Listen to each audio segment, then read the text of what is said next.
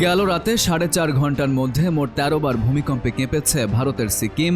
এই কম্পন অনুভূত হয়েছে বাংলাদেশেও।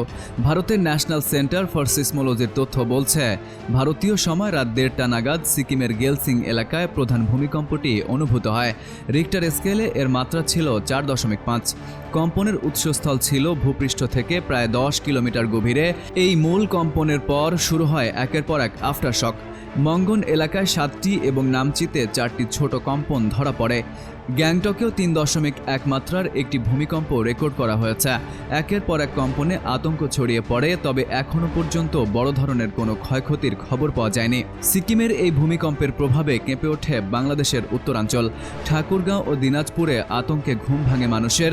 বৃহস্পতিবার দিবাগত রাত 1:40 দিকে হঠাৎ করে কম্পন অনুভূত হলে দুই জেলার বিভিন্ন এলাকায় মানুষের মধ্যে আতঙ্ক ছড়িয়ে পড়ে। ভূমিকম্পের স্থায়িত্ব ছিল অল্প সময়ের, ফলে বড় ধরনের কোনো ক্ষয়ক্ষতির খবর পাওয়া যায়নি।